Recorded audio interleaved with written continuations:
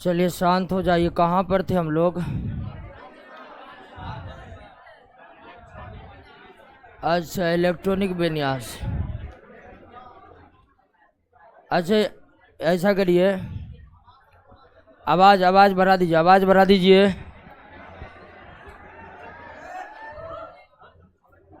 ठीक है आवाज़? अच्छा अच्छा, चलिए अब सुनिए एक एक बात को, और इस तरह सुनिए कि क्लास में ही सब कुछ याद हो जाए। बार बार हम कहते हैं कि क्लास में ही सब कुछ याद हो जाने की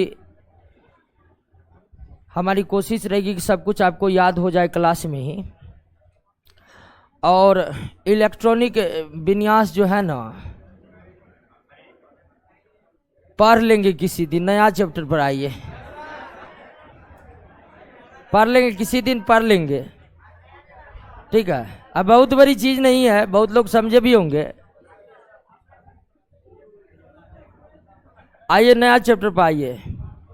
क्वेश्चन देखे थे ना? अच्छा, इलेक्ट्रॉनिक विन्यास कुछ नहीं है। एक दिन हम आधा घंटा क्लास रखेंगे, ठीक है ना? और रखेंगे बोले हैं तो रखेंगे, ऐसा थोड़े नहीं रखेंगे। तो 4 नंबर पर आते हैं, शुरुआत करते हैं। और 4 नंबर का चैप्टर का नाम क्या है? Chemical reaction, chemical bond. तो शुरुआत करते हैं। इलेक्ट्रॉनिक विन्यास के लिए हम स्पेशल क्लास रखेंगे। आधे घंटे का क्लास में पूरा आपको इलेक्ट्रॉनिक विन्यास समझ में आ जाएगा। और बहुतों को तो आ गया होगा, ऐसा नहीं है कि किसी को नहीं आया होगा, बहुतों को आ गया होगा। जिसको भी नहीं आ गया उसको भी तो कुछ ना कुछ आ गया होगा।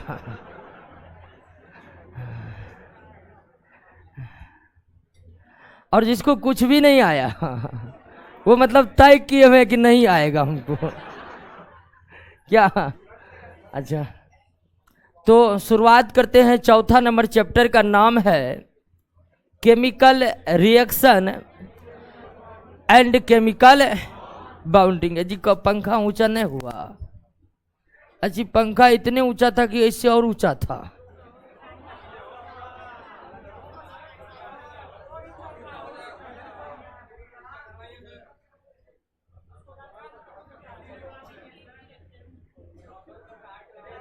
इतने है, हमको लग रहा है ऊंचा था पंखा। आइए ना, आइए ना, कीजिए ना, उससे नहीं हो रहा। आइए, अरे हल्ला नहीं करिए।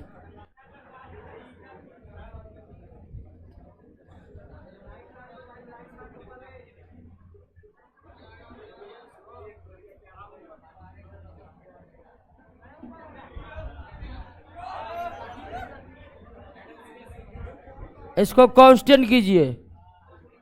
ये ऊपर नीचे कौन करता है? हाँ, ऊपर नीचे कोई नहीं करिए। दोनों मास्टर तो लंबे लंबे हैं, थोड़े रोशन सर को नीचे करने की जरूरी है। ठीक है, देखिए ऊपर होता है जी, हमको लग रहा था छोटा है पंखा, सुबह बोल दिया कि बस इतने ऊपर रहेगा। तो आइए, 2 टॉपिक है इस चैप्टर में, एक केमिकल रिएक्शन है और दूसरा केमिकल बॉन्डिंग है। तो पहले हम लोग केमिकल रिएक्शन को पढ़ लेंगे और उसके बाद हम केमिकल बॉन्डिंग पर आएंगे। केमिकल रिएक्शन, इस ब्रह्मांड में जो परिवर्तन है, परिवर्तन जिसको हम चेंज कहते हैं अंग्रेजी में, पूरे ब्रह्मांड के भिन्न भिन्न परिवर्तनों का हम जिक्र करें तो परिवर्तन 2 प्रकार के होते हैं। एक भौतिक परिवर्तन, फिजिकल चेंज, और दूसरा रासायनिक परिवर्तन यानी केमिकल चेंज। रासायनिक परिवर्तन यानी कि केमिकल चेंज, 2 प्रकार के परिवर्तन होते हैं। भौतिक परिवर्तन और रासायनिक परिवर्तन, कौन होगा भौतिक परिवर्तन और कौन होगा रासायनिक परिवर्तन, इसको हम आसानी से पता कर सकते हैं। भौतिक परिवर्तन वह परिवर्तन है जिसके दौरान कोई नया पदार्थ नहीं बनता है। भौतिक परिवर्तन एक ऐसा परिवर्तन है जिसके दौरान कोई नया पदार्थ नहीं बनता है। उदाहरण के लिए कि कांच को ऊपर से नीचे फेंक दिया और कांच चकनाचूर हो गया, कांच टूट गया। कांच के टूटने से क्या कोई नया पदार्थ बना है? बना है। कांच का टूटना एक भौतिक परिवर्तन है। जल का उबलना एक भौतिक परिवर्तन है, क्योंकि जल उबलता है तो भाप बन जाता है। भाप भी H2O, जल भी H2O। भाप वही पानी का गैसीय अवस्था है भाप। तो पानी को उबालने से पानी भाप बना, कोई नया पदार्थ बना नहीं बना। पानी का भाप बनना भी क्या है? भौतिक परिवर्तन है। लोहा ठोस अवस्था में थे, गर्म करके पिघला दिए, लोहा पिघल गया। लोहा का पिघलना क्या, लोहा के पिघलने से क्या कोई नया पदार्थ बना है? नहीं बना है। लोहा लोहा ही रहा, पिघल करके भी वह लोहा ही है। तो भौतिक परिवर्तन एक ऐसा परिवर्तन है जिसके दौरान कोई नया पदार्थ का निर्माण नहीं होता है। कांच का टूटना भौतिक परिवर्तन है, क्योंकि कांच के टूटने से कोई नई पदार्थ नहीं बना है। जल का उबलना एक भौतिक परिवर्तन है, क्योंकि जल के उबलने से कोई नया पदार्थ नहीं बना है। लोहा को गर्म करके हम पिघला दिए, लोहा का पिघलना एक भौतिक परिवर्तन है, क्योंकि इस दौरान कोई नया पदार्थ नहीं बना है। लेकिन कोयला को जलाने से धुआं बनता है, धुआं में कार्बन डाइऑक्साइड गैस होता है। कोयला को हम जलाए, कार्बन डाइऑक्साइड गैस बना। कार्बन डाइऑक्साइड एक नया पदार्थ है। कोयला के जलने से एक नए पदार्थ की उत्पत्ति होती है और वो है धुआं के रूप में कार्बन डाइऑक्साइड। इसीलिए कोयला का जलना भौतिक परिवर्तन नहीं होगा, क्योंकि कोयला के जलने से एक नया पदार्थ का निर्माण हुआ है। ब्रह्मांड का हर वो परिवर्तन, ब्रह्मांड का हर वो परिवर्तन जिसके दौरान कोई नया पदार्थ का, जिसके दौरान कोई नया पदार्थ का क्या होता है? निर्माण होता है। कोई नया पदार्थ का निर्माण होता है, उसे क्या कहते हैं हम? रासायनिक परिवर्तन कहते हैं। क्या कहते हैं? रासायनिक परिवर्तन कहते हैं। कोयला का जलना एक रासायनिक परिवर्तन है। भोजन का पचना एक रासायनिक परिवर्तन है। खाना का बनना एक रासायनिक परिवर्तन है। क्लियर हो गया? क्योंकि भोजन के पचने से आप जानते, बायोलॉजी पढ़ चुके, कार्बोहाइड्रेट पचकर ग्लूकोज बनता है। एक नया पदार्थ का निर्माण होता है भोजन के पचने से। और नया पदार्थ का मतलब होता है कि उसकी एक अलग रासायनिक संरचना होगी। उदाहरण के लिए जल जम करके बन गया क्या? बर्फ। यह नया पदार्थ नहीं है, क्योंकि ये भी H2O, ये भी H2O। बर्फ कोई नया पदार्थ नहीं है। बर्फ का भी रासायनिक संरचना वही है जो जल की है। तो जल का बर्फ बनना कौन सा परिवर्तन का उदाहरण है? भौतिक परिवर्तन का उदाहरण है। भौतिक परिवर्तन का उदाहरण है। तो भौतिक परिवर्तन, रासायनिक परिवर्तन, हमारे इस विशाल पर्यावरण में परिवर्तन कितने प्रकार के? 2 प्रकार के होते हैं। हमारे इस विशाल पर्यावरण में परिवर्तन कितने प्रकार के? 2 प्रकार के भौतिक परिवर्तन और वह परिवर्तन जिसके दौरान किसी भी तरह के नया पदार्थों की उत्पत्ति नहीं होती है, उसे भौतिक परिवर्तन कहते हैं। और ऐसे सभी परिवर्तन जिसके दौरान कोई ना कोई नया पदार्थ बनता है, उसे क्या कहते हैं? रासायनिक परिवर्तन कहते हैं। कोयला का जलना या किसी भी पदार्थ का जलना एक रासायनिक परिवर्तन है, क्योंकि कोई ना कोई नया पदार्थ धुआं के रूप में बनेगा ही बनेगा। तो रासायनिक परिवर्तन क्या है ये आप समझ गए कि नहीं? अब जितने भी रासायनिक परिवर्तन होते हैं, जितने भी रासायनिक परिवर्तन हमारे पर्यावरण में होता है, जितने भी रासायनिक परिवर्तन हमारे पर्यावरण में होता है, वे सभी रासायनिक परिवर्तन जो है, वे सभी रासायनिक परिवर्तन जो है रासायनिक अभिक्रियाओं के माध्यम से ही संपन्न होते हैं। रासायनिक अभिक्रिया के माध्यम से ही संपन्न होते हैं। केमिकल रिएक्शन के द्वारा ही कंप्लीट होता है। तो रासायनिक अभिक्रिया क्या है? तो रासायनिक अभिक्रिया एक प्रकार का रासायनिक परिवर्तन है जिसके तहत एक नए गुणों वाले पदार्थ की उत्पत्ति होती है या एक नए गुणों वाले पदार्थ का निर्माण होता है। समझे किन बात को? रासायनिक अभिक्रिया क्या है? तो रासायनिक अभिक्रिया एक रासायनिक परिवर्तन है जिसके तहत एक नए गुण वाले पदार्थ की उत्पत्ति अथवा निर्माण होता है। कोई दिक्कत? रासायनिक अभिक्रिया भौतिक परिवर्तन है या रासायनिक परिवर्तन? कौन परिवर्तन? कोई दिक्कत नहीं ना है? तो रासायनिक अभिक्रिया केमिकल रिएक्शन क्या है समझ गए कि नहीं समझ गए? केमिकल रिएक्शन एक प्रकार का केमिकल चेंज है जिसके तहत एक नए गुणों वाले पदार्थ का निर्माण होता है या एक नए गुणों वाले पदार्थ की उत्पत्ति होती है। हमने सोडियम की अभिक्रिया क्लोरीन के साथ करवा दिए। सोडियम और क्लोरीन को आपस में मिलाने से ये दोनों सोडियम क्लोराइड बना लिया। सोडियम क्लोराइड न तो सोडियम है न ही क्लोरीन है, एक नए गुण वाला पदार्थ है। क्या सोडियम और क्लोरीन का आपस में मिल करके सोडियम क्लोराइड बनना एक रासायनिक अभिक्रिया कहा जा सकता है? कहा जा सकता है? बिल्कुल कहा जा सकता है, क्योंकि इस दोनों के मिलने से एक नए गुण वाले पदार्थ आपको मिल रहा है, सोडियम क्लोराइड। कोई दिक्कत नहीं ना? समझ गए ना रासायनिक अभिक्रिया क्या है? कोई दिक्कत नहीं ना रासायनिक अभिक्रिया में? रासायनिक अभिक्रिया तब माना जाएगा जब एक नए गुणों वाले पदार्थ की उत्पत्ति होती है। भौतिक परिवर्तन में किसी भी प्रकार की रासायनिक अभिक्रिया नहीं होती है। रासायनिक अभिक्रिया केवल और केवल किस परिवर्तन के दौरान होते हैं?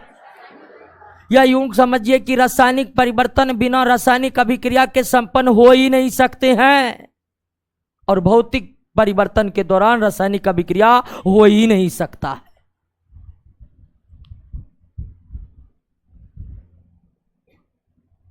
अब देखिए, किसी भी रासायनिक अभिक्रिया के दो भाग होते हैं।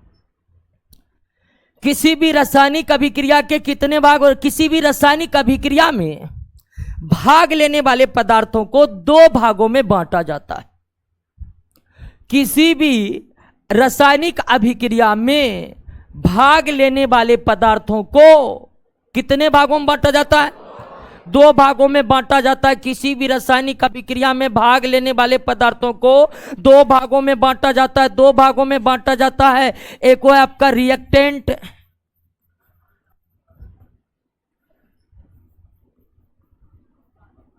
अभिकारक, और दूसरा है प्रोडक्ट यानी उत्पाद। रासायनिक अभिक्रिया में जो पदार्थ भाग लेते हैं उसको कितने श्रेणियों में बांटा जाता है? दो श्रेणियों में बांटा जाता है। दो श्रेणियों में बांटा जाता है, अभिकारक और उत्पाद।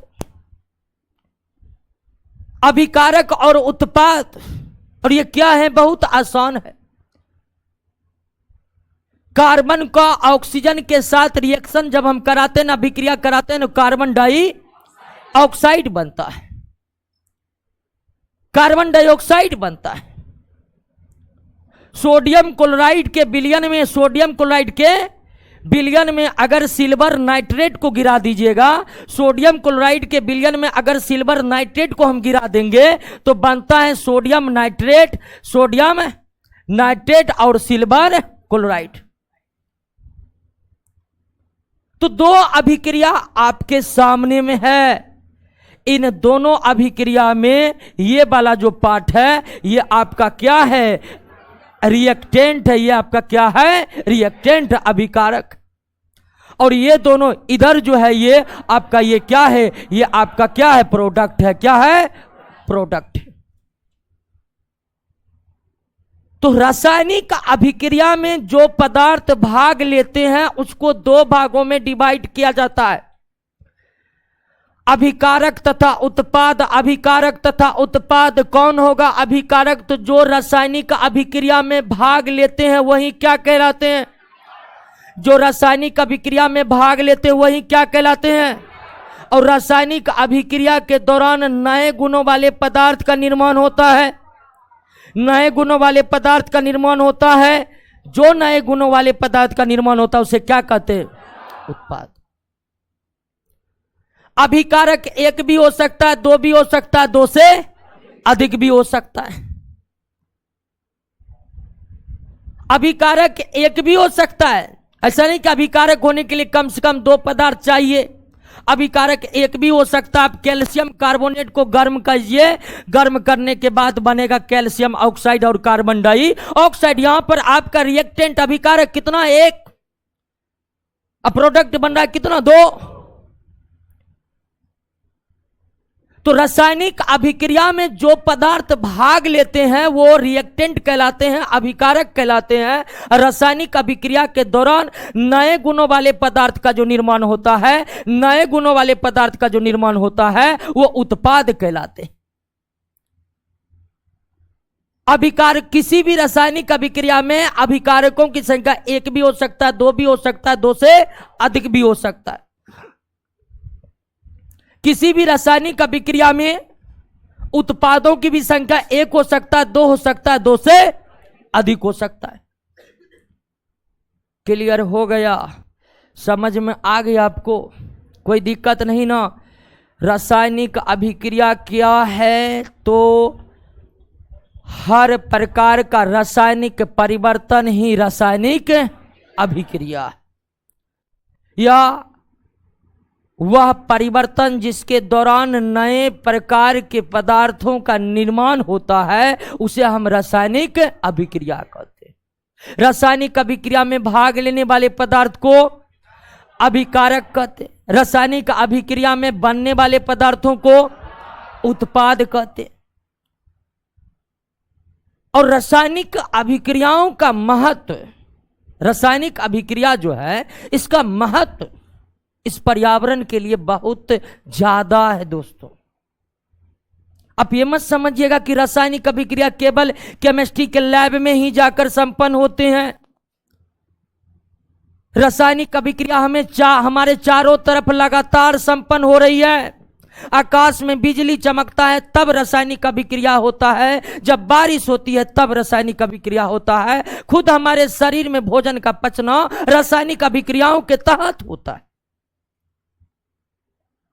तो रासायनिक अभिक्रियाओं का क्षेत्र केवल केमिस्ट्री का प्रयोगशाला नहीं है, बल्कि ये हमारे पर्यावरण में, हमारे शरीर में प्रतिदिन 24 घंटे लगातार संपन्न होते रहते हैं। ये रासायनिक अभिक्रियाओं का ही परिणाम है कि इस पृथ्वी पर जीवन की उत्पत्ति हुई। पृथ्वी पर जीवन के उत्पत्ति के प्रक्रियाओं को हम बायोलॉजी में समझे थे, और याद कीजिए कि जीवन के उत्पत्ति में भी केमिकल रिएक्शन की ही भागीदारी थी। अगर केमिकल रिएक्शन ना होता तो आज इस पृथ्वी पर किसी प्रकार की जीवन की भी उत्पत्ति नहीं होती। तो रासायनिक अभिक्रिया इस पृथ्वी के पर्यावरण के अस्तित्व का, रासायनिक अभिक्रियाओं के कारण ही पृथ्वी के पर्यावरण का अस्तित्व बचा हुआ। अगर रासायनिक अभिक्रिया रुक जाए तो पता नहीं क्या क्या रुक जाएगा। बहुत महत्व है। अब आइए समझते हैं रासायनिक अभिक्रिया की क्या क्या विशेषताएं होती हैं। रासायनिक अभिक्रिया के प्रमुख विशेषताओं पर हम ध्यान देते हैं कि एक रासायनिक अभिक्रिया में केमिकल रिएक्शन में कौन कौन सी विशेषताएं पाई जाती है।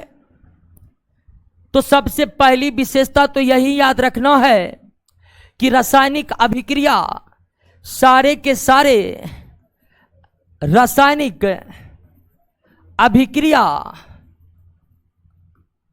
सारे के सारे रासायनिक अभिक्रिया किसके उदाहरण है? रासायनिक परिवर्तन है। रासायनिक परिवर्तन है। रासायनिक अभिक्रिया रासायनिक परिवर्तन है, भौतिक परिवर्तन नहीं है। और यह रासायनिक परिवर्तन या यह रासायनिक अभिक्रिया किस प्रकार से संपन्न होते, तो यह बात तो आप जान गए कि दो पदार्थ होते हैं, अभिकारक और उत्पाद। मान लीजिए कि हम सोडियम की अभिक्रिया जल के साथ करवा रहे हैं तो बनता है सोडियम हाइड्रोक्साइड और H2 गैस, हाइड्रोजन गैस। इसमें अभिकारक कितने हैं? दो। कौन कौन? सोडियम और जल। उत्पाद भी कितने हैं? दो, सोडियम हाइड्रोक्साइड और जल। सोडियम हाइड्रोक्साइड और जल। तो ये जो रासायनिक अभिक्रिया हुआ है सोडियम और जल के बीच, यह कैसे संपन्न हुआ है? तो रासायनिक अभिक्रिया में क्या होता है दोस्तों, ध्यान दीजिएगा कि रासायनिक अभिक्रिया में सबसे पहले जो अभिकारक है, अभिकारक के अणु टूट जाते हैं। किसमें? परमाणु में। अब जैसे ये तो परमाणु ही है तो इसको टूटने की कोई जरूरत, लेकिन ये क्या है? अणु है, तो ये टूट जाएगा हाइड्रोजन ऑक्सीजन में। रासायनिक अभिक्रियाओं के दौरान सबसे पहले क्या होता है कि अभिकारक के जो अणु है वो परमाणुओं में क्या होता है? टूट जाता है। अब डायरेक्ट परमाणु ही है तो फिर उसको टूटने की कोई जरूरत नहीं है। जैसे सोडियम परमाणु के रूप में ही है तो वो क्या टूटेगा? टूटेगा कौन? जल। क्योंकि इसमें 3 परमाणु है, तीनों परमाणु पहले क्या होगा? एक दूसरे से अलग हो जाएगा। तो रासायनिक अभिक्रियाओं में सबसे पहले अभिकारक के जो अणु होते हैं वो टूटकर क्या बनते हैं? रासायनिक अभिक्रिया के दौरान सर्वप्रथम क्या होता है? अभिकारक के अणु परमाणु में, फिर परमाणु के तरफ से रासायनिक अभिक्रिया, परमाणु के तरफ से परमाणु के जो वैलेंस इलेक्ट्रॉन होते हैं, जो संयोजी इलेक्ट्रॉन होते हैं, वो अभिक्रिया को प्रारंभ करता है। यानी अभिक्रिया में भाग कौन लेता है? अणु भाग लेता है? नहीं, इसकी चर्चा हम पहले ही कर चुके हैं कि रासायनिक अभिक्रियाओं में केवल और केवल कौन भाग लेते हैं? परमाणु भाग लेते हैं। रासायनिक अभिक्रिया में केवल और केवल कौन भाग लेते हैं? परमाणु भाग लेते हैं। और परमाणु की तरफ से कौन भाग लेते हैं? संयोजी इलेक्ट्रॉन। यानी रासायनिक अभिक्रिया में कोर इलेक्ट्रॉन की भी कोई भूमिका, केवल और केवल किसकी भूमिका होती है? संयोजी इलेक्ट्रॉन का। तो अणु परमाणु में टूटा और परमाणु का संयोजी इलेक्ट्रॉन अभिक्रिया को प्रारंभ करना शुरू कर दिया। अब फिर जो परमाणु है उन परमाणुओं के बीच एक नया रासायनिक बंधन बनते हैं, एक नया केमिकल बॉन्ड बनता है। अब यहां पर थोड़ा सा केमिकल बॉन्ड को आप समझ लीजिए। केमिकल बॉन्ड, रासायनिक बंधन एक रासायनिक बल है। रासायनिक बंधन एक बल है जिसके द्वारा परमाणु आपस में जुटकर क्या बनाते हैं? जैसे जल के एक अणु में कितने परमाणु है? 3, 2 हाइड्रोजन 1, तीनों परमाणु आपस में जुड़े हुए हैं। किसके द्वारा? रासायनिक बंधन का। रासायनिक बंधन वह बंधन या वह बल है रासायनिक बंधन वह बल है जो परमाणुओं को आपस में क्या करता है, जोड़ता है, और परमाणुओं को आपस में जोड़कर क्या बनाता है। तो रासायनिक अभिक्रिया के दौरान पहले क्या हुआ कि अणु का रासायनिक बंधन टूटा और वो क्या बना, परमाणु। फिर परमाणु के तरफ से रासायनिक अभिक्रिया को स्टार्ट कौन किया, संयोजी इलेक्ट्रॉन रासायनिक अभिक्रिया को स्टार्ट कर दिया। तो फिर ये जो परमाणु है ये आपस में एक नए प्रकार के रासायनिक बंधन का निर्माण करते, एक नए प्रकार का रासायनिक बंधन का क्या करते हैं, निर्माण करते। और नए प्रकार के रासायनिक बंधन बनने के बाद एक नए प्रकार के अणु का निर्माण होता है, और नए प्रकार के अणु ही उत्पाद का अणु होता है, नए प्रकार के अणु ही उत्पाद के अणु होते। क्लियर है बात, समझ में आ गया आपको कि नहीं। रासायनिक अभिक्रिया कैसे कैसे संपन्न होता है इस बात को समझे। सबसे पहले अभिकारक के परमाणुओं के बीच जो बंधन है वो टूट जाएगा, यानी अभिकारक में अगर अणु है तो उनके रासायनिक बंधन टूटकर क्या बनेगा, फिर परमाणु के तरफ से रासायनिक अभिक्रिया स्टार्ट कौन करेगा, संयोजी इलेक्ट्रॉन जब रासायनिक अभिक्रिया को स्टार्ट कर देगा तब परमाणु आपस में मिलकर एक नए रासायनिक बंधन बनाते, तो नए प्रकार के अणु बनते, और नए प्रकार के अणु बनने से नए प्रकार के पदार्थों का निर्माण। यानी आप कह सकते हैं कि रासायनिक अभिक्रियाओं के दौरान एक तरफ पुराने रासायनिक बंधन टूट जाते हैं और नए रासायनिक बंधनों का निर्माण।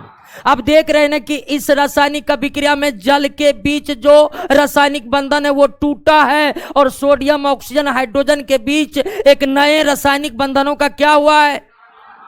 तो रासायनिक अभिक्रिया के दौरान लगातार रासायनिक बंधन टूटते रहते हैं और नए रासायनिक बंधन बनते रहते हैं, रासायनिक बंधन टूटते रहते हैं और नए रासायनिक बंधन बनते रहते हैं, और नए रासायनिक बंधन बनते रहते हैं। क्लियर, कोई दिक्कत, समझ में आ गया। रासायनिक अभिक्रिया रासायनिक परिवर्तन है, रासायनिक अभिक्रिया भौतिक परिवर्तन नहीं है। रासायनिक अभिक्रियाओं के दौरान पहले अभिकारकों के अणु के रासायनिक बंधन टूटकर परमाणु बनते हैं, फिर अभिकारक के जो परमाणु है उसके संयोजी इलेक्ट्रॉन अभिक्रिया को प्रारंभ करते हैं। अभिक्रिया प्रारंभ होने के बाद परमाणुओं के बीच नए प्रकार के रासायनिक बंधन बनते हैं। नए प्रकार के रासायनिक बंधन बनने के फलस्वरूप नए प्रकार के अणुओं का निर्माण होता है। नए प्रकार के अणु जो बनते हैं वही नए पदार्थों का निर्माण करते हैं, वही नए पदार्थों का निर्माण करते हैं। एक बार पढ़िए 2 नंबर की विशेषताओं को, क्या आप समझ रहे हैं कि नहीं।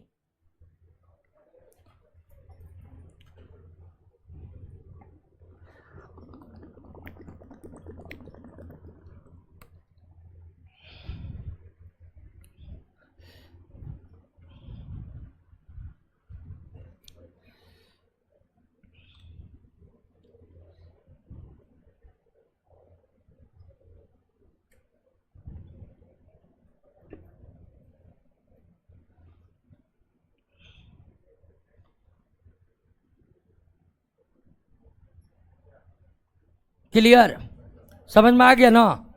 2 विशेषताओं को आप समझ गए, कोई दिक्कत नहीं।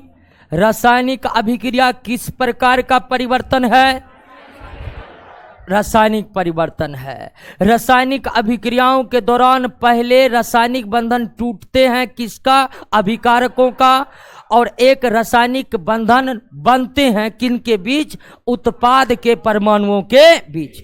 अभिकारक के परमाणुओं के बीच का रासायनिक बंधन टूट जाएगा और उत्पाद के परमाणुओं के बीच एक नया रासायनिक बंधन का निर्माण होगा। तीसरा विशेषता यह है कि रासायनिक अभिक्रिया में गैस का निर्माण होता है। रासायनिक अभिक्रिया के दौरान गैस का निर्माण हो सकता है, गैस का। जैसे आप एसिड बेस पढ़ चुके हैं ना, पढ़ चुके हैं? नहीं पढ़े, नहीं पढ़े हैं। बाहू तो बोल रहा था, टोन देकर बोल दिया यस। क्या? सोडियम की अभिक्रिया आप हाइड्रोक्लोरिक एसिड से करवाइएगा ना, तो सोडियम क्लोराइड बनेगा और हाइड्रोजन गैस बन जाएगा, हाइड्रोजन गैस बन जाएगा। सोडियम और हाइड्रोक्लोरिक के बीच जब अभिक्रिया होती है तो सोडियम क्लोराइड और हाइड्रोजन गैस बनता है। क्यों बनता है जी? तो रासायनिक अभिक्रिया है, इनमें तो कोई अचंभित होने वाली बात है नहीं। सोडियम क्लोराइड क्यों बना? इधर भाई सोडियम है, क्लोरीन है, बन गया। हाइड्रोजन क्यों निकला? हाइड्रोजन था इसलिए निकल गया। क्या? तो रासायनिक अभिक्रिया में अगर पूछ रहे कि ऐसा क्यों होता है, तो ये नहीं याद पूछना है, ऐसा ही होता है, हमें याद रखना। तो रासायनिक अभिक्रियाओं के दौरान गैस भी बन सकता है। रासायनिक अभिक्रियाओं के दौरान गैस भी बन सकता है, लेकिन जरूरी नहीं है कि सभी रासायनिक अभिक्रिया के दौरान गैस ही बने। लेकिन क्या रासायनिक अभिक्रियाओं के दौरान गैस का निर्माण हो सकता है? बिल्कुल हो सकता है, गैस का निर्माण बिल्कुल हो सकता है। अब आप कहिएगा कि इधर गैस है तो उधर भी गैस बन गया, तो कौन नया चीज है? बिल्कुल नहीं। इधर आपका ये सोडियम क्या है? ठोस। और ये क्या है? बना इधर क्या? गैस। इसलिए हम बात कर रहे हैं। तो रासायनिक अभिक्रियाओं के दौरान क्या गैसों की उत्पत्ति संभव है? तो बिल्कुल है। क्या सभी रासायनिक अभिक्रिया में गैस उत्पन्न होते हैं? नहीं, सभी रासायनिक अभिक्रियाओं में गैस उत्पन्न नहीं होते हैं, लेकिन रासायनिक अभिक्रियाओं के दौरान गैस उत्पन्न हो सकती। और आप क्या देख रहे हैं कि उधर एक ठोस पदार्थ था, एक द्रव पदार्थ था, रिएक्शन करके एक गैस पदार्थ का भी निर्माण कर सकता है। तो हम रासायनिक अभिक्रिया की एक चौथी विशेषता यह भी दे सकते हैं कि रासायनिक अभिक्रिया के दौरान अवस्था परिवर्तन संभव है। अवस्था परिवर्तन संभव है। रासायनिक अभिक्रियाओं के दौरान अवस्था परिवर्तन संभव है, जो आप देख ही रहे कि हो रहा है। तो रासायनिक अभिक्रियाओं के दौरान गैस उत्पन्न हो सकते हैं, लेकिन सभी रासायनिक अभिक्रियाओं में गैसों की उत्पत्ति नहीं होती। रासायनिक अभिक्रियाओं के दौरान पदार्थ के अवस्था भी बदल सकते हैं। रासायनिक अभिक्रियाओं के दौरान पदार्थ के अवस्था भी बदल सकते हैं। रासायनिक अभिक्रियाओं के दौरान पदार्थ के अवस्था भी बदल सकता है। पांचवी विशेषता कि रासायनिक अभिक्रियाओं के दौरान अपक्षेप का भी निर्माण हो सकता। अपक्षेप, प्रिसिपिएट कहते इसको, प्रिसिपिएट, अपक्षेप का निर्माण हो सकता है। रासायनिक अभिक्रिया के दौरान गैसों की उत्पत्ति हो सकती है। रासायनिक अभिक्रिया के दौरान पदार्थों का अवस्था बदल सकता है। रासायनिक अभिक्रिया के दौरान अपक्षेप का निर्माण हो सकता है, प्रिसिपिएट बन सकता है। अब आप समझिए कि यह अपक्षेप होता क्या है। अपक्षेप होता क्या है? ध्यान दीजिए, हम अभिक्रिया करवा रहे थे किसमें? जलीय विलयन में अभिक्रिया संपन्न करवा रहे थे, या सीधा समझिए कि हमारा अभिकारक था क्या? जलीय विलयन। उत्पाद में हमें प्राप्त हो गया क्या? ठोस पदार्थ। जब अभिकारक जलीय विलयन हो और उत्पाद में कोई ठोस पदार्थ बन जाए, तो उत्पाद में बने ठोस पदार्थ को क्या कहते हैं? उत्पाद में बने ठोस पदार्थ को क्या कहते हैं? अपक्षेप कहते हैं। उत्पाद में बने ठोस पदार्थ को क्या कहते हैं? अपक्षेप कहते हैं। बेरियम क्लोराइड जो कि एक ठोस पदार्थ है, इसको सल्फ्यूरिक एसिड के विलयन में डाल देते हैं। बेरियम क्लोराइड को हम डाल देते हैं किसमें? सल्फ्यूरिक एसिड में। पूरी तरह से बेरियम क्लोराइड घुल जाता है सल्फ्यूरिक एसिड के विलयन में। अब घुल गया तो इस पूरे अभिकारक की प्रकृति क्या हो गई? जलीय विलयन हो गई।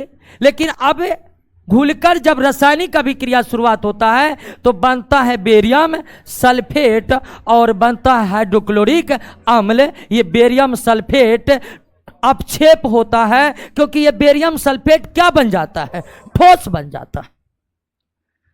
जब अभिकारकों की प्रकृति जलीय विलयन की तरह हो, अभिकारकों की प्रकृति जलीय विलयन की तरह हो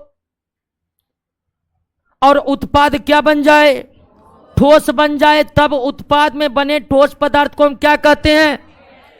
उत्पाद में बने ठोस पदार्थ को क्या कहते हैं? अपक्षेप कहते हैं। क्लियर हो गया? अपक्षेप समझ गए कि नहीं समझ गए? कोई दिक्कत नहीं ना? और आपको जानते हैं कि लैब में जो अधिकांश रिएक्शन होता है वो किस में होता है? जलीय विलयन में ही होता है। 90% रिएक्शन जलीय विलयन में ही होता है। क्या हो रहा है दिक्कत जी? हाँ, चल रहा है, कोई कह रहा रुक रहा है, कहीं कह रहा कुछ हो रहा है।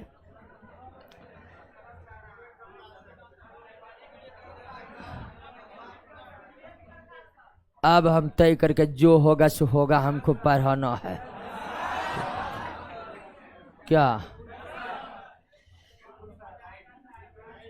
क्लियर हो गया? बात को समझ गए? जलीय विलयन अधिकांश बता रहे थे कि लैब में जो अधिकांश रिएक्शन होता है वो जलीय विलयन वाली अवस्था में होता है और जो 10% बच गया वो गैसीय अवस्था में होता है। अब कहिएगा ठोस में रिएक्शन नहीं होगा, कैसे होगा बताइए ना?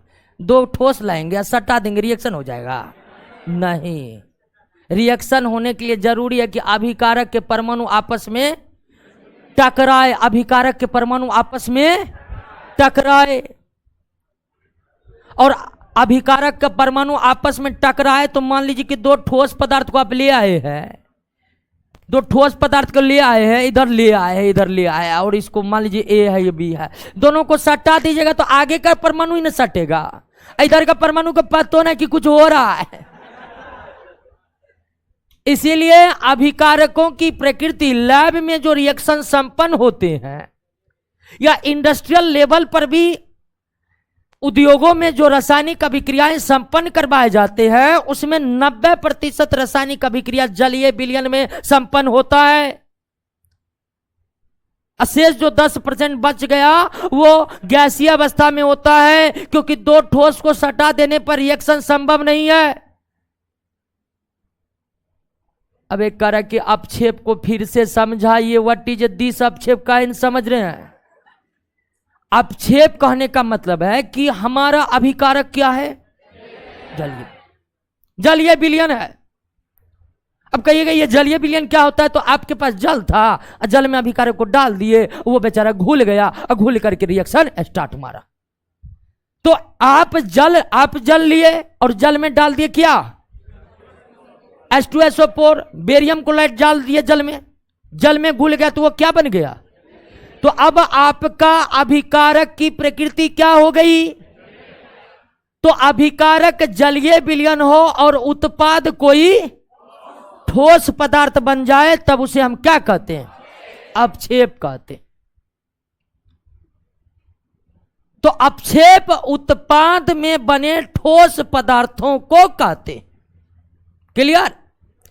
तो रासायनिक अभिक्रिया रासायनिक परिवर्तन है। रासायनिक अभिक्रिया के दौरान अभिकारक के अणुओं के बीच का रासायनिक बंधन टूटता है और नए रासायनिक बंधनों का निर्माण होता है। रासायनिक अभिक्रिया के दौरान अवस्था बदल सकते हैं। रासायनिक अभिक्रिया के दौरान गैस बन सकता है। रासायनिक अभिक्रिया के दौरान अपक्षेप बन सकता है। रासायनिक अभिक्रिया के दौरान अपक्षेप बन सकता है। रासायनिक अभिक्रिया के दौरान अपक्षेप बन सकता है और रासायनिक अभिक्रिया के दौरान रंग परिवर्तन भी संभव है। रासायनिक अभिक्रिया के दौरान रंग परिवर्तन भी हो सकता है, रंग परिवर्तन भी हो सकता है, रंग परिवर्तन भी हो सकता है।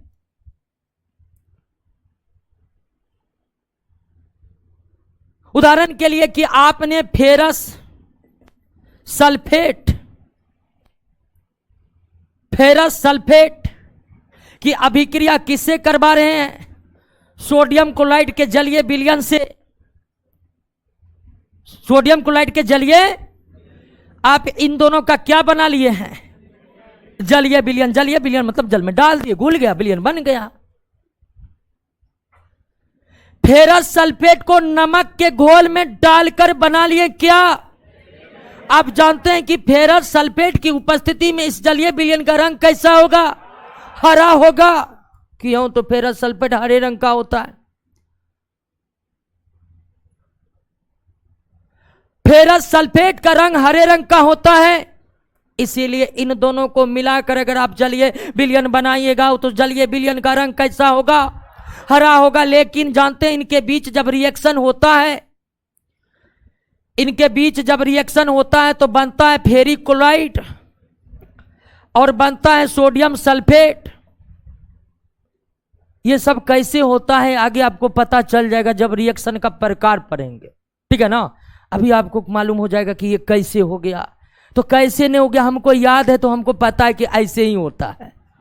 और इसका पूरा का पूरा रूल है जो आगे आपको रिएक्शन के प्रकार पढ़ाएंगे तो अपने आप पकड़ लीजिएगा कि इनके बीच रिएक्शन होने से बनेगा क्या। तो अब जलीय विलयन का रंग कैसा था? हरा हो गया। अब इस जलीय विलयन का रंग क्या हो गया? रंगहीन हो गया, रंग गायब हो गया। तो रासायनिक अभिक्रियाओं के दौरान रंग में भी परिवर्तन हो सकता है। रासायनिक अभिक्रिया के दौरान गैस भी बन सकता है। रासायनिक अभिक्रिया के दौरान अवस्था भी बदल सकता है। रासायनिक अभिक्रियाओं के दौरान अपक्षेप भी बन सकता है। लेकिन जरूरी नहीं है कि सभी रासायनिक अभिक्रियाओं में इस प्रकार की बातें हो, लेकिन होता है।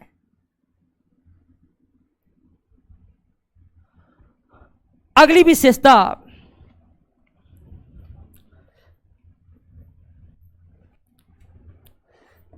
अगली विशेषता समझिए कि रासायनिक अभिक्रियाओं के दौरान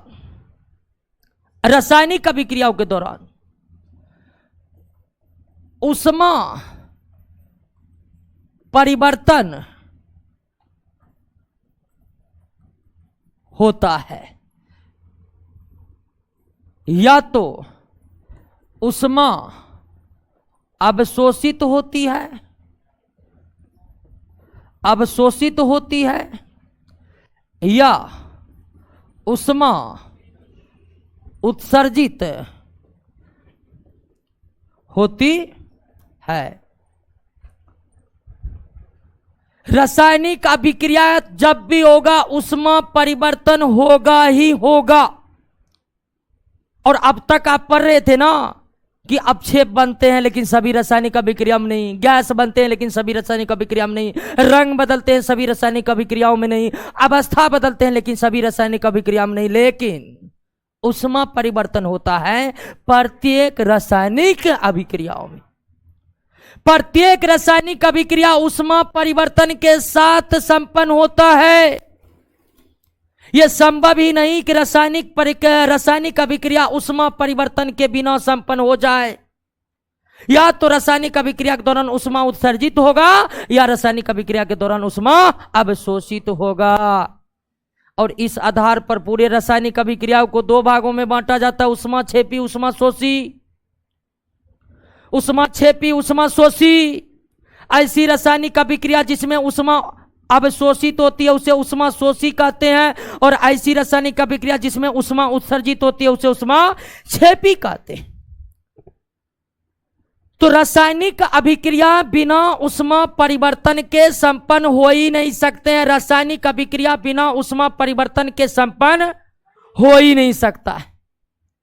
और ऊष्मा परिवर्तन का मतलब यह हुआ कि रासायनिक अभिक्रियाओं में या तो ऊष्मा अवशोषित होगी या ऊष्मा उत्सर्जित होगी, या तो अवशोषित होगी या उत्सर्जित होगी। क्लियर दोस्तों, बात समझ में आ गया आपको। अगली विशेषता रासायनिक अभिक्रिया का, अगली विशेषता आपको समझना पड़ेगा एक्टिवेशन एनर्जी के बारे में। एक्टिवेशन एनर्जी, इसको हिंदी में कहते हैं सक्रियण, क्या कहते हैं जी, सक्रियण ऊर्जा, एक्टिवेशन एनर्जी। अब समझिए एक्टिवेशन एनर्जी क्या है।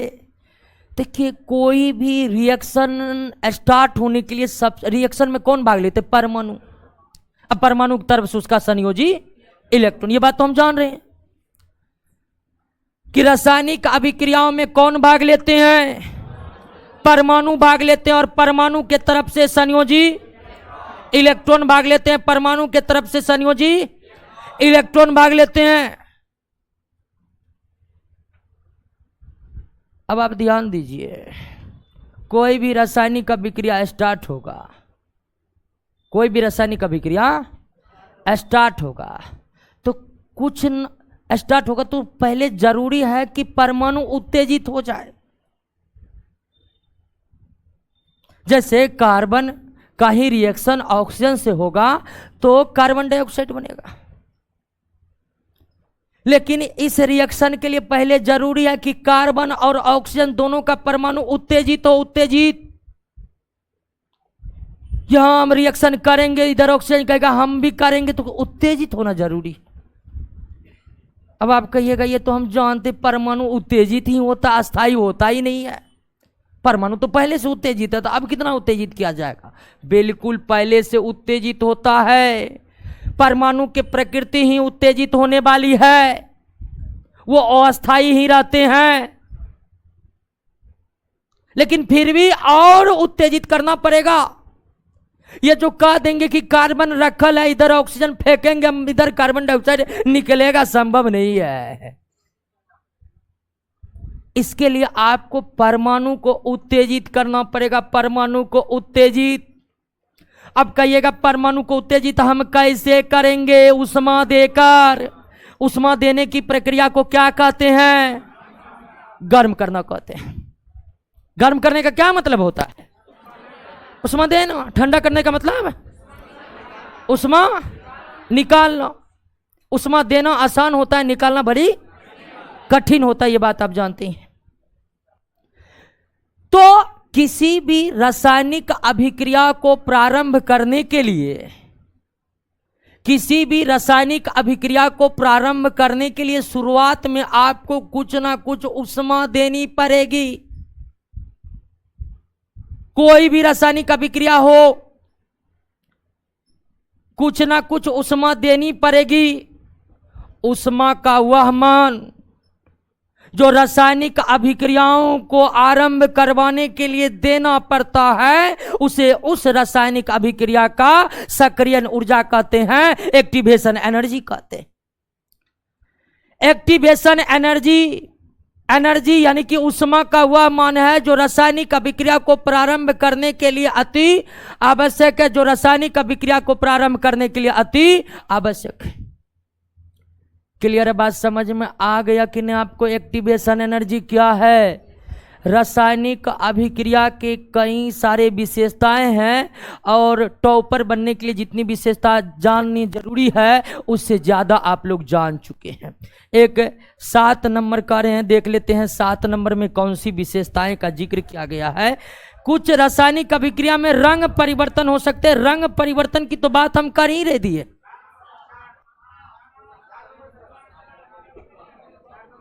लास्ट नंबर,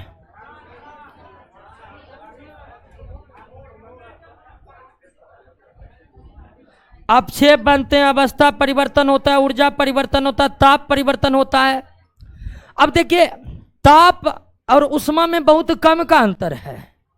ऊष्मा देने से ताप बढ़ता है, ऊष्मा निकलने से ताप घटता है। जब हम जिक्र किए थे कि कोई भी रासायनिक अभिक्रिया ऊष्मा परिवर्तन के साथ संपन्न होती है, कोई भी रासायनिक, कम कम पानी पीजिए समझे, एक के आदमी पूरा पी लीजिएगा तो फिर और सब क्या पिएगा। ठीक है, अरे अल्लाह ने करिए। अभी आ रहे थे बोल रहा था कि पहले का पानी ठीक लगता, अब का पानी ठीक नहीं है।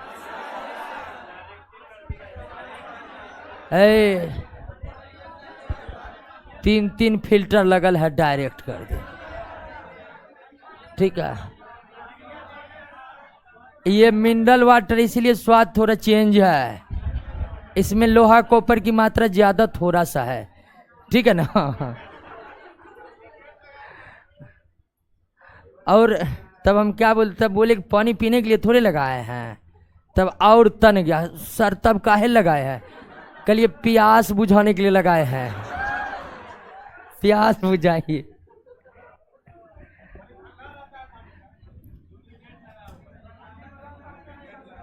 देखिए डुप्लीकेट तो यहाँ कुछ नहीं रहता है जी। ठीक है ना,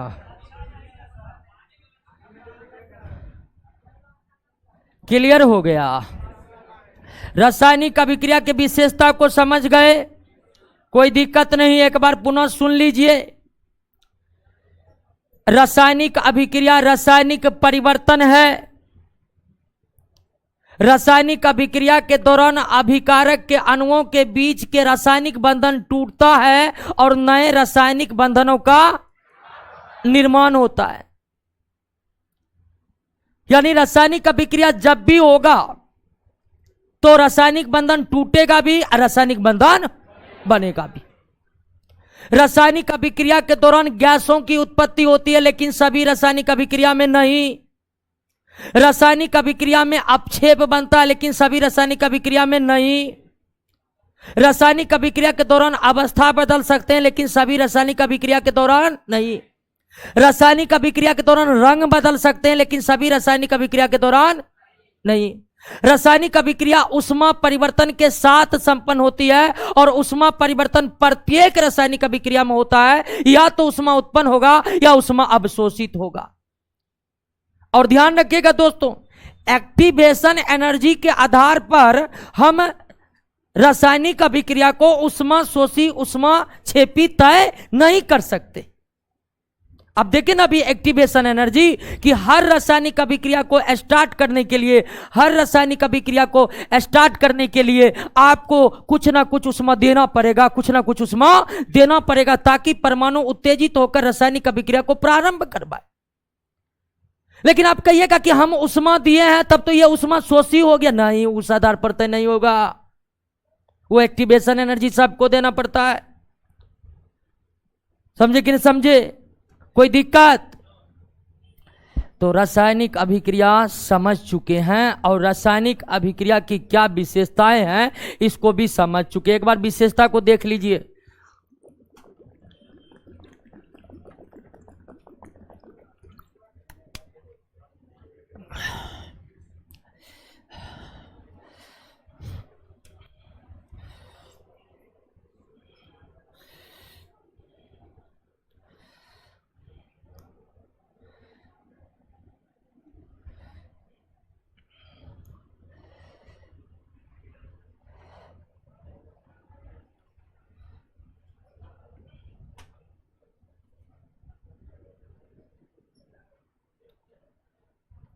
क्लियर?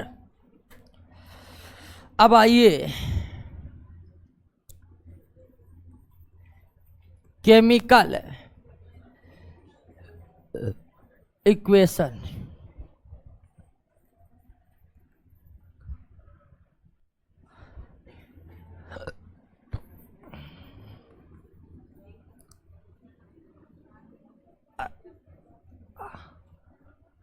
रासायनिक समीकरण, रासायनिक समीकरण, केमिकल इक्वेशन। रासायनिक अभिक्रिया समझ गए ना?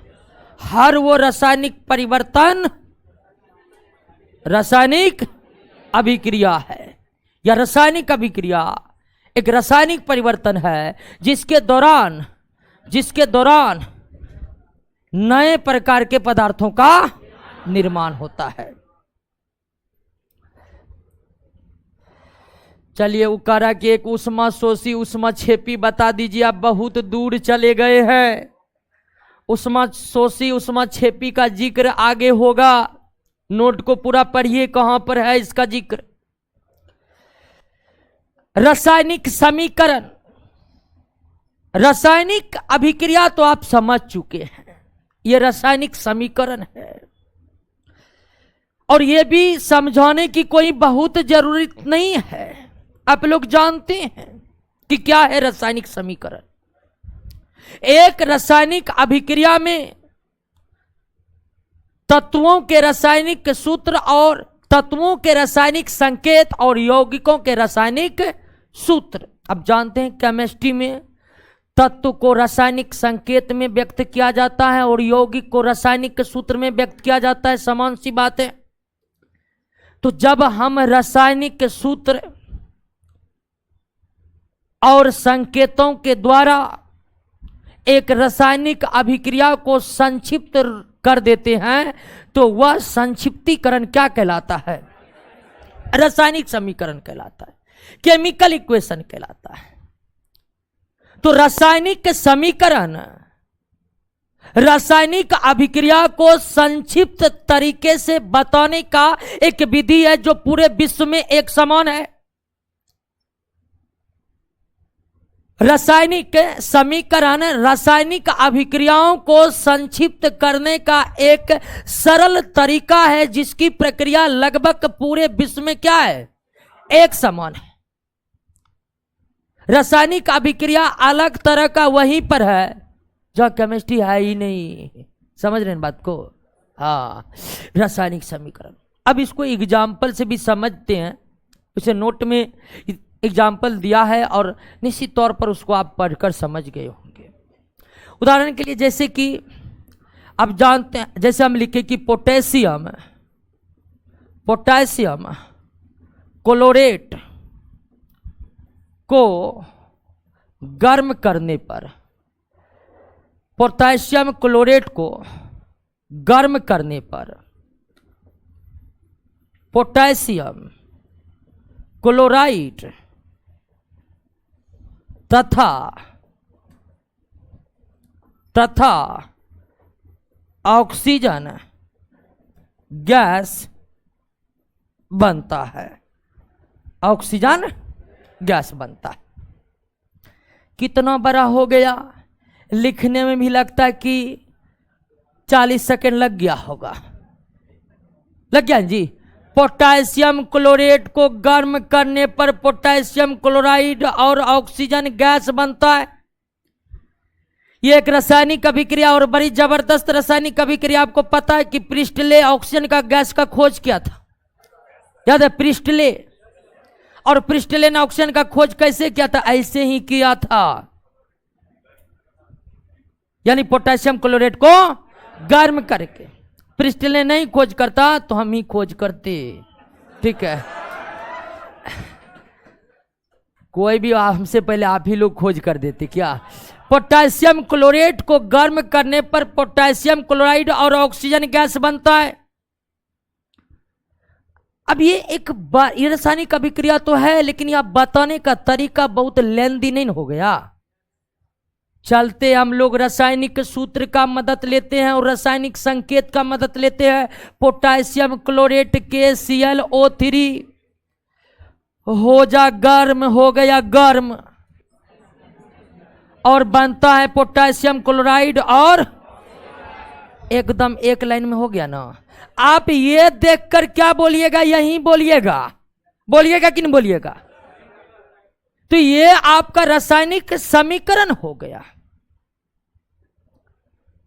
तो रासायनिक अभिक्रिया को रासायनिक संकेत एवं रासायनिक सूत्र के माध्यम से जब संक्षिप्त करेंगे तो एक समीकरण प्राप्त होगा, और जिस समीकरण को हम कहते हैं रासायनिक समीकरण, जिस समीकरण को हम कहते हैं रासायनिक समीकरण। और यह रासायनिक समीकरण दो प्रकार के होते हैं। रासायनिक समीकरण भी एक प्रकार के नहीं, रासायनिक समीकरण भी कितने प्रकार के? दो प्रकार के रासायनिक समीकरण भी कितने प्रकार के? दो प्रकार के रासायनिक समीकरण भी दो प्रकार के, एक बैलेंस और दूसरा अनबैलेंस्ड, संतुलित और असंतुलित। रासायनिक समीकरण भी दो प्रकार के होते हैं, संतुलित रासायनिक समीकरण और असंतुलित रासायनिक समीकरण। अब संतुलित रासायनिक समीकरण क्या हुआ और असंतुलित रासायनिक समीकरण किसे कहते हैं, इसको आप ध्यान से दे समझिए। वैसे आप बहुत आदमी तो समझ रहे होंगे कि ये क्या है, लेकिन सभी आदमी ध्यानपूर्वक समझिए।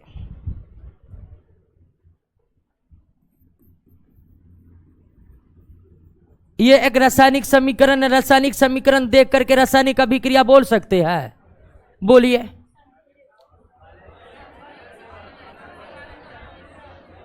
कार्बन ऑक्सीजन से रासायनिक अभिक्रिया करके कार्बन डाइऑक्साइड का निर्माण करता है। क्लियर? यह एक रासायनिक अभिक्रिया है। इस रासायनिक अभिक्रिया में देखिए कि अभिकारक में कितना कार्बन के परमाणु, उत्पाद में एक। अभिकारक में ऑक्सीजन कितना, उत्पाद में दो। यह एक प्रकार का कैसा रासायनिक समीकरण है? संतुलित रासायनिक समीकरण है। संतुलित। कैल्शियम कार्बोनेट गर्म हुआ, कैल्शियम ऑक्साइड बना, कार्बन डाइऑक्साइड बना। अभिकारक में कैल्शियम कितना, उत्पाद में भी एक। अभिकारक में कार्बन कितना, उत्पाद में भी एक। अभिकारक में ऑक्सीजन कितना, उत्पाद में भी दो, एक, तीन। ये भी क्या है? संतुलित है। ये भी क्या है? तो ऐसे रासायनिक समीकरण जिसमें, ऐसा रासायनिक समीकरण जिसमें उत्पाद और अभिकारक में सभी प्रकार के परमाणुओं की संख्या समान होती है, उसे क्या कहते हैं? संतुलित रासायनिक समीकरण कहते हैं। ऐसी रासायनिक अभिक्रिया, ऐसी रासायनिक अभिक्रिया जिसमें उत्पाद और अभिकारक के सभी प्रकार के परमाणु की संख्या समान हो, तो उसे क्या कहते हैं?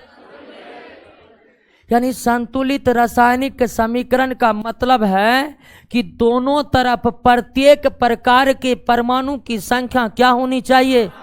समान होनी चाहिए। एक परमाणु की संख्या अभिकारक में जितनी है, उस परमाणु की संख्या उत्पाद में भी उतनी होनी चाहिए, उत्पाद में भी उतनी होनी चाहिए। कोई दिक्कत?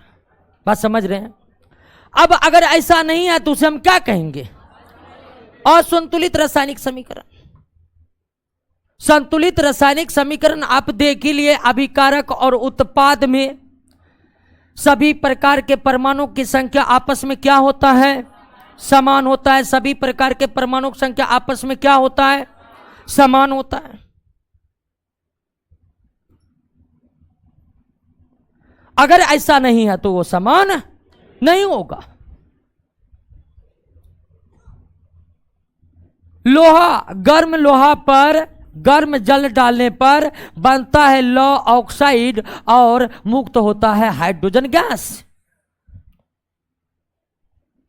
गर्म लोहे पर जल को डालने पर लौह ऑक्साइड Fe3O4 और हाइड्रोजन गैस निष्कासित होते हैं।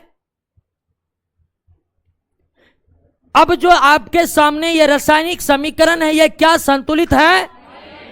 नहीं ना है, संतुलित नहीं है।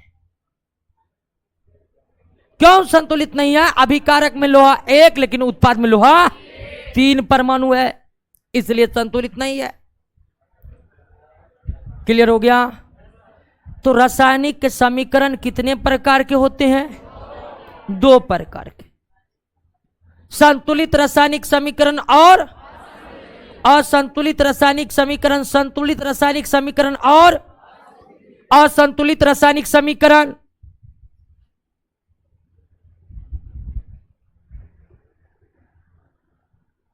कोई दिक्कत? अब आप जानिए कि एक असंतुलित रासायनिक समीकरण को संतुलित किया जाना जरूरी होता। एक असंतुलित रासायनिक समीकरण को संतुलित करना जरूरी होता है। क्यों?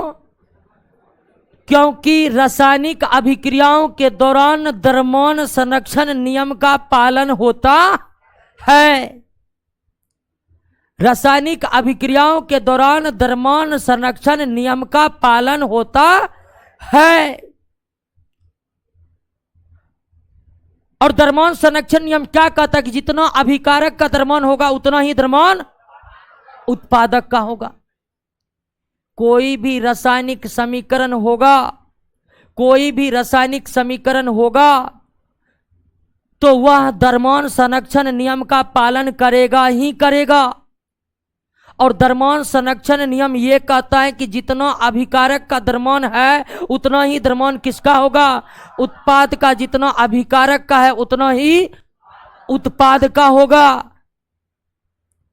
अब अभिकारक उत्पाद का द्रव्यमान तबे ना बराबर होगा जब परमाणु दोनों का बराबर होगा। क्या यह संभव है कि परमाणु की संख्या अलग अलग हो और द्रव्यमान बराबर हो जाएगा? इधर लोहा का एक परमाणु, इधर 3 परमाणु, कभी दोनों तरफ परमाणु बराबर होगा? तो एक रासायनिक समीकरण को संतुलित कर दिया जाना जरूरी होता है। और रासायनिक समीकरण को संतुलित करने का अर्थ है कि हम द्रव्यमान संरक्षण नियम का पालन करवा रहे हैं। एक संतुलित रासायनिक समीकरण द्रव्यमान संरक्षण नियम पर खरा उतरता है। लेकिन अगर रासायनिक समीकरण संतुलित नहीं है और संतुलित है तो वो द्रव्यमान संरक्षण नियम का पालन नहीं कर रहा, जबकि अभिक्रिया में हुआ है। इसीलिए रासायनिक समीकरणों को संतुलित करना आवश्यक है द्रव्यमान संरक्षण नियम का पालन कराने के लिए। लेकिन सवाल है कि एक असंतुलित रासायनिक समीकरण संतुलित कैसे होगा? एक रासायनिक समीकरण संतुलित कैसे होगा? इसके लिए कोई नियम नहीं है। ये केवल अनुमानों के आधार पर होते हैं। हिट एंड ट्रायल मेथड अथवा अनुमानों के आधार पर। तो एक असंतुलित रासायनिक समीकरण संतुलित कैसे होगा? तो ये कोई नियम के तहत नहीं होते हैं, बल्कि ये अनुमानों के आधार पर होते हैं। और अनुमानों के आधार पर कैसे होते हैं? तो 1-2 अनुमान लगाकर हम बता रहे हैं, बाद में आपको अनुमान लगाना तो आता ही होगा। और जिसका LCM SCF मस्त है मैथमेटिक्स में, उसका तो अनुमान और बेहतरीन तरीके से लगेगा। दोस्तों आइए अनुमान लगाकर इसको संतुलित कर। इधर लोहा कितना है, इधर कितना है, बना देते हैं कितना, 3 लोहा बराबर। क्लियर? अब ऑक्सीजन कितना है, यहां पर लगा देते हैं। ऑक्सीजन कितना हो गया, ऑक्सीजन कितना हो गया, 4 हो गया।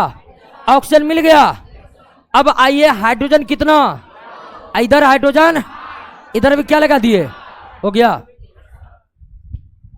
और संतुलित आगे में संख्या लगाकर नीचे में लगा दीजिएगा, ठीक है ना। संतुलित के लिए 3 यहीं लगा देते हैं, ऐसा नहीं है, आगे में लगाना है। क्लियर? अब संतुलित हुआ, देख लीजिए लोहा उधर 3, इधर भी 3, हाइड्रोजन उधर 4 दूनी 8, इधर भी 4 दूनी, ऑक्सीजन 4, ऑक्सीजन 4। समीकरण संतुलित है और यह द्रव्यमान संरक्षण नियम का पालन कर रहा है। कभी कभी क्वेश्चन देता है कि निम्नलिखित में कौन सी रासायनिक अभिक्रियाएं द्रव्यमान संरक्षण नियम का पालन नहीं कर रही है। कोई भी असंतुलित रासायनिक समीकरण द्रव्यमान संरक्षण नियम का पालन नहीं करता। द्रव्यमान संरक्षण नियम का पालन केवल कौन रासायनिक समीकरण? कोई दिक्कत? अब जल के साथ हाइड्रोजन ऑक्सीजन के साथ अभिक्रिया करके क्या बनाया, जल बनाया, क्या रासायनिक समीकरण संतुलित है? नहीं है। क्यों नहीं है?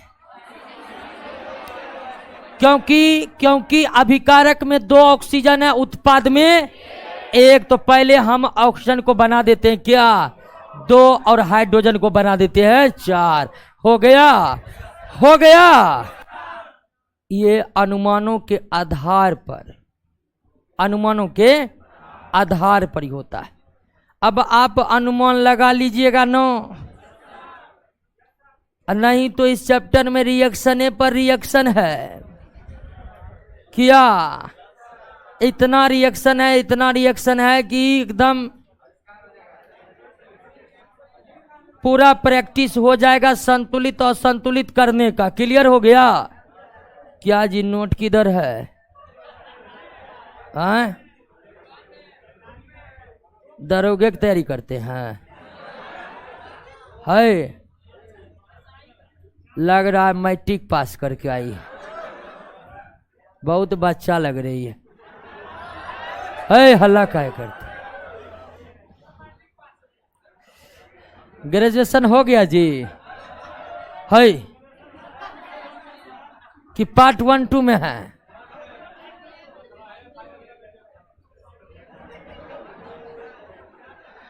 क्लियर?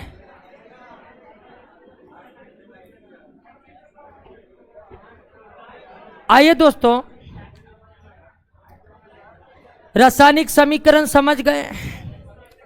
अब यह समझना है कि रासायनिक समीकरण से रासायनिक अभिक्रिया के बारे में संपूर्ण जानकारी हमें प्राप्त नहीं होती।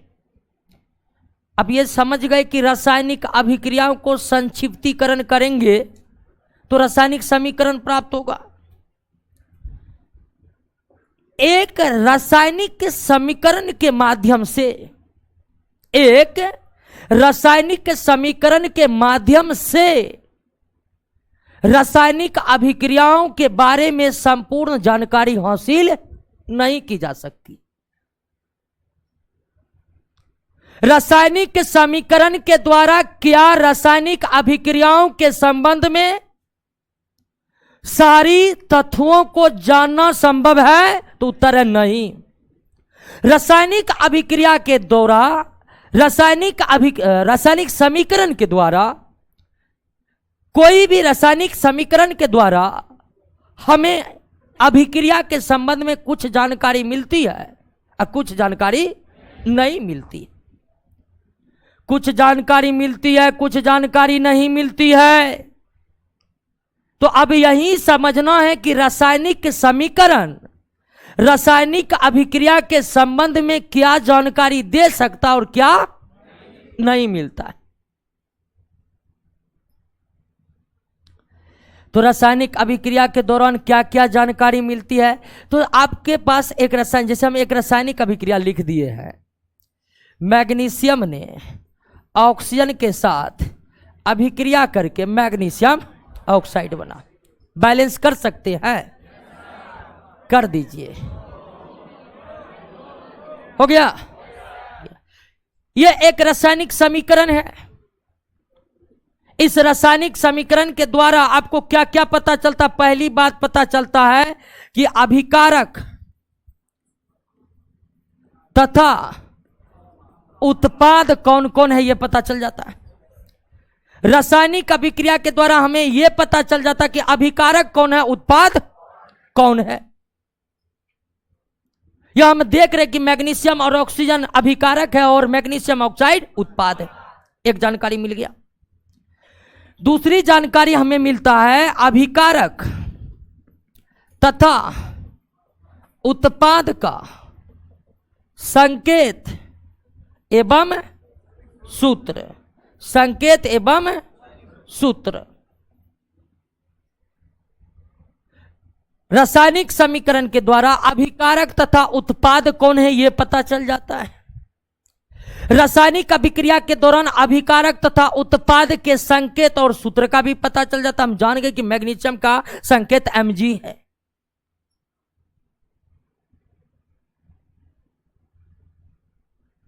तीसरा कि रासायनिक अभिक्रिया के द्वारा अभिकारक तथा उत्पाद के परमाणु की संख्या का पता चल जाता है। जैसे 2 मैग्नीशियम ने 2 ऑक्सीजन परमाणु के साथ अभिक्रिया करके मैग्नीशियम ऑक्साइड के कितने अणु बनाए हैं? 2 अणु बनाए।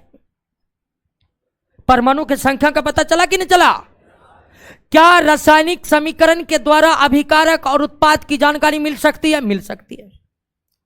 रासायनिक समीकरण के द्वारा न सिर्फ अभिकारक उत्पाद की जानकारी मिल सकती है, बल्कि अभिकारक तथा उत्पाद के संकेत और सूत्र का भी पता लगाया जा सकता है। रासायनिक समीकरण को देखकर यह भी पता लगाया जा सकता है कि कितने परमाणु कितने के साथ अभिक्रिया करके कितने अणु परमाणु बनाए। परमाणुओं की संख्या की जानकारी आपको मिल जाएगा। अब परमाणु की संख्या की जानकारी मिलेगा तो परमाणु द्रव्यमान नहीं निकाल लीजिएगा। परमाणु द्रव्यमान की भी जानकारी मिलता है। रिलेटिव वेट का, एक्चुअल वेट का पता नहीं लग सकता है। आपसे दे देगा रासायनिक वेट, बताइए हो क्या किलो मैग्नीशियम भाग लिया है, क्या किलो, पता चल रहा है। लेकिन एमयू में पूछेगा कितना एमयू मैग्नीशियम भाग लिया, 24 दूनी 48 एमयू है मैग्नीशियम। आपेक्षिक रिलेटिव वेट एमयू में व्यक्त द्रव्यमान को रिलेटिव मास कहते हैं। यह आपको याद है कि नहीं? एक होता है एक्चुअल मास। तो रासायनिक समीकरण के द्वारा जब हम परमाणु की संख्या जान जाए तो रिलेटिव मास तो जान ही जाएंगे, लेकिन एक्चुअल मास क्या है इसको जान नहीं पाए। रासायनिक अभिक्रिया के द्वारा मोलों की संख्या का पता चल जाता है। मोलों की संख्या का पता चल जाता है। अभिकारक और उत्पाद के मोलों की संख्या का पता चल जाता। अभिकारक और उत्पाद के मोलों की संख्या का पता चल जाता। ध्यान दीजिएगा, ध्यान दीजिएगा। आपको क्या लगा जानबूझ के किए? जानबूझ। आइए ध्यान दीजिए, ध्यान दीजिए, ध्यान दीजिए। रासायनिक समीकरण के द्वारा अभिकारक उत्पाद का पता चलता है। रासायनिक समीकरण के द्वारा अभिकारक उत्पाद के संकेत और सूत्र का पता चलता है। रासायनिक समीकरण द्वारा अभिकारक तथा उत्पाद के परमाणु की संख्या और रिलेटिव मास का भी पता चल जाता है। रासायनिक समीकरण के द्वारा हमें अभिकारक तथा उत्पाद के मोलों की संख्या का पता चल जाता है। रासायनिक समीकरण के द्वारा हमें अभिकारक और उत्पाद के मोलों की संख्या का पता लग जाता है। अब कहिएगा अभिकारक उत्पाद के मोलों की संख्या का पता कैसे लगता? तो ये जो आगा वाला नंबर है, कौन नंबर? यही क्या है? मैग्नीशियम का कितना मोल है? ऑक्सीजन का 1। ऑक्सीजन का क्या नंबर है? तो ऑक्सीजन का 1 मोल है, मैग्नीशियम का 2 मोल है। मैग्नीशियम ऑक्साइड का कितना मोल? 2 मोल। तो मोल की संख्या ये आगे, ये नंबर नहीं, आगे वाला नंबर बताता क्या? यानी इस समीकरण को देखकर आप ये बता सकते हैं कि 2 मोल मैग्नीशियम ने 1 मोल ऑक्सीजन के साथ अभिक्रिया करके 2 मोल मैग्नीशियम ऑक्साइड का निर्माण किया है। उदाहरण के लिए आपके सामने हम दूसरा एग्जाम्पल रखते हैं। कार्बन ऑक्सीजन के साथ अभिक्रिया करके कार्बन डाइऑक्साइड बनाया। मोलों की संख्या पता करने के लिए पहले ये चेक करिए संतुलित है कि नहीं है। संतुलित है। कार्बन का कितना मोल? ऑक्सीजन का? कार्बन डाइऑक्साइड का? बिल्कुल सही है। 1 मोल कार्बन 1 मोल ऑक्सीजन के साथ अभिक्रिया करके 1 मोल कार्बन डाइऑक्साइड का निर्माण। तो रासायनिक समीकरण के द्वारा क्या अभिकारक और उत्पाद के मोलों की संख्या को जाना जा सकता है? बिल्कुल जा सकता है। कैसे? ये बात को पता है कि नहीं? और आगे का नंबर बताता है ये तब जब आप संतुलित कर लीजिएगा। संतुलित नहीं है तब मोलों की संख्या बताना गलत हो जाएगा दोस्तों, गलत। कोई दिक्कत? अब अगर आप मोलों की संख्या पता कर लिए तो अभिकारक तथा उत्पाद, अभिकारक तथा उत्पाद अगर गैस है तो अभिकारक तथा उत्पाद गैस है तो उसका आयतन जाना जा सकता है, आयतन जाना जा सकता है। कहिएगा कैसे? तो आप जान चुके हैं 1 मोल बराबर 22.4 लीटर। जब मोल निकल गया तो आयतन नहीं निकल जाएगा? निकल जाएगा कि नहीं? हम जानते हैं कि 1 मोल गैस का आयतन 22.4 लीटर के बराबर होता है। तो आप मोल निकाल लिए हैं और अभिकारक गैस है तो उसका आयतन निकाल लीजिए, लेकिन सामान्य ताप और दाब पर ही निकलेगा। कोई दिक्कत? समझ गए? और रासायनिक अभिक्रिया व्यक्त, रासायनिक समीकरण व्यक्त करने के तरीके पूरे वर्ल्ड में क्या है? एक समान है। पूरे वर्ल्ड में क्या है? एक समान है। ऐसा नहीं कि एक देश में रासायनिक समीकरण अलग लिखे जाते हैं, दूसरे देश में अलग रूल है, ऐसा कुछ नहीं है। क्लियर हो दोस्तों? समझ गए? तो रासायनिक अभिक्रिया में रासायनिक समीकरण के द्वारा रासायनिक अभिक्रिया के बारे में इतना ही जानकारी प्राप्त की जा सकती है, इससे ज्यादा जानकारी प्राप्त नहीं की जा सकती है। आप रासायनिक समीकरण के द्वारा अभिकारक तथा उत्पाद की जानकारी प्राप्त कर सकते हैं, उसके संकेत और सूत्र की जानकारी प्राप्त कर सकते हैं, उसके परमाणु की संख्या और आपेक्षिक द्रव्यमान की जानकारी प्राप्त कर सकते हैं, मोलों की संख्या की जानकारी प्राप्त कर सकते हैं। अगर अभिकारक उत्पाद गैस है तो उसके आयतन के बारे में जानकारी प्राप्त कर सकते हैं। लेकिन कई सारे जानकारी रासायनिक के समीकरणों के द्वारा प्राप्त नहीं होते। कई सारी जानकारी एक और रासायनिक समीकरण आपके सामने लिख रहे हैं।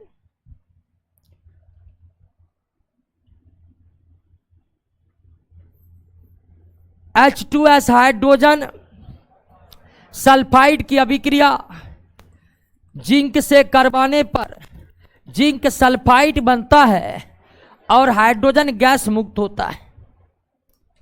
यह एक रासायनिक समीकरण है और इस रासायनिक समीकरण को देखकर आप बता सकते हैं कि बैलेंस है। ये बता सकते हैं कि हाइड्रोजन सल्फाइड और जिंक के बीच रासायनिक अभिक्रिया हुई है और उत्पाद जिंक सल्फाइड और हाइड्रोजन गैस मुक्त हुआ है उत्पाद के रूप में। रासायनिक समीकरण के द्वारा कई तरह की जानकारियां नहीं प्राप्त होती है, जैसे अभिकारक तथा उत्पाद की अवस्था का पता चल रहा है कि कौन पदार्थ किस अवस्था में मौजूद है, नहीं पता चल रहा है। रासायनिक समीकरण को देख करके यह बताना संभव नहीं है कि अभिकारक ठोस है कि द्रव है कि गैस है कि जलीय विलयन है। रासायनिक समीकरण अभिकारक और उत्पाद की अवस्था की जानकारी नहीं देती है। रासायनिक अभिक्रिया यह जानकारी नहीं देती है कि ऊष्मा अवशोषित हुआ है या उत्सर्जित हुआ है। रासायनिक समीकरण इस बात की जानकारी नहीं देता है कि रासायनिक अभिक्रिया ऊष्माशोषी है कि ऊष्माक्षेपी। ऊष्माशोषी का मतलब ऊष्मा अवशोषित करने वाला और ऊष्माक्षेपी का मतलब ऊष्मा उत्सर्जित करने वाला। तो आप इस रासायनिक समीकरण को देख करके बोल सकते हैं कि ऊष्माक्षेपी है कि ऊष्माशोषी है? नहीं है। रासायनिक अभिक्रिया अभिकारक तथा उत्पाद की अवस्था की जानकारी नहीं देती है। रासायनिक अभिक्रिया यह जानकारी नहीं देता है कि अभिक्रिया ऊष्माशोषी है या ऊष्माक्षेपी है अथवा ऊष्मा अवशोषित या उत्सर्जित अगर हुआ है तो क्या इसकी जानकारी मिलेगी आपको? नहीं। रासायनिक समीकरण अभिक्रिया के वेग के बारे में जानकारी नहीं देता है। वेग का मतलब कितनी स्पीड से रासायनिक अभिक्रिया हुआ है। रासायनिक अभिक्रिया धीमी गति से हुआ है कि रासायनिक अभिक्रिया तेज गति से हुआ है, क्या यह जानकारी आपको मिल रहा है? नहीं मिल रहा है। रासायनिक अभिक्रिया के दौरान अभिकारक तथा उत्पाद के अवस्थाओं की जानकारी नहीं मिलती है। रासायनिक समीकरण से, रासायनिक समीकरण हम बोल रहे हैं ना, कभी कभी अभिक्रिया बोला जा रहा है। रासायनिक समीकरणों के द्वारा अभिकारक तथा उत्पाद की अवस्थाओं की जानकारी नहीं मिलता है। रासायनिक समीकरण के द्वारा अवशोषित और उत्सर्जित ऊष्मा की जानकारी नहीं मिलता है। रासायनिक समीकरण के द्वारा अभिक्रिया के वेग की जानकारी नहीं मिलता कि कितना स्पीड से यह अभिक्रिया हुआ है या धीमी गति से हुआ है। रासायनिक अभिक्रिया के दौरान कोई अगर विस्फोट हुआ है तो उसकी भी जानकारी आपको नहीं मिलेगा। मान लीजिए कई रासायनिक अभिक्रिया होते हैं विस्फोट के साथ संपन्न होते हैं, भयंकर विस्फोट, तो क्या रासायनिक समीकरण देखकर समझ जाइएगा विस्फोट हुआ है? रासायनिक समीकरण इस बात की भी जानकारी नहीं देता है कि रासायनिक अभिक्रिया किन परिस्थितियों में जाकर संपन्न हुआ है, मतलब टेम्परेचर कितना है, प्रेशर कितना है, कोई कैटलिस्ट अगर भाग लिया है तो वो क्या है, इस सब की जानकारी नहीं देता। तो रासायनिक समीकरण रासायनिक अभिक्रिया के अभिकारक उत्पाद की जानकारी देता है, अभिकारक उत्पाद के रासायनिक सूत्र की जानकारी देता है, अभिकारक उत्पाद के परमाणुओं की संख्या और आपेक्षिक द्रव्यमान की जानकारी देता है, रासायनिक समीकरण मोलों की संख्या की जानकारी देता है, रासायनिक समीकरण का उत्पाद अभिकारक गैस है तो उसके आयतन की जानकारी हमें मिल सकता है। लेकिन रासायनिक अभिक्रियाओं के दौरान आपको अभिकारक उत्पाद की अवस्था नहीं मालूम हो सकता है, अभिकारक उत्पाद कितनी तेजी से अभिक्रिया किए हैं या मंद गति से अभिक्रिया किए हैं, अर्थात अभिक्रिया के वेग नहीं बता सकता है। उत्सर्जित ऊष्मा और अवशोषित ऊष्मा की जानकारी रासायनिक समीकरण नहीं दे सकता है। रासायनिक समीकरण यह नहीं बतला सकता है कि रासायनिक अभिक्रिया किन परिस्थितियों में संपन्न हुआ है। रासायनिक समीकरण रासायनिक अभिक्रिया के दौरान होने वाले विस्फोट की भी कोई जानकारी। क्लियर हुआ? क्या जानकारी मिलेगा क्या नहीं मिलेगा, क्लियर हो गया? अब ध्यान दीजिए, ये तो आप समझ गए कि रासायनिक अभिक्रिया से ये जानकारी मिलती है, ये सब जानकारी नहीं मिलती, इसमें कोई कंफ्यूजन नहीं। कोई कंफ्यूजन है? अब रासायनिक अभिक्रिया में जो जानकारी नहीं प्राप्त होती है वो जानकारी हम एक्स्ट्रा जोड़ करके, एक्स्ट्रा शब्द जोड़ करके हम दे सकते हैं। समझे कि नहीं समझे? रासायनिक समीकरण से क्या क्या जानकारी मिलती है ये बात तो आप देख ही लिए,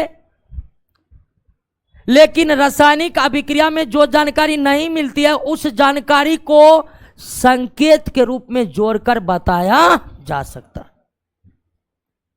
यानी रासायनिक अभिक्रिया में कुछ संकेतों को जोड़ करके हम उस बात की भी जानकारी ले सकते हैं कि अभिक्रिया उस बात की जानकारी ले सकते हैं जो हमें मिलती नहीं।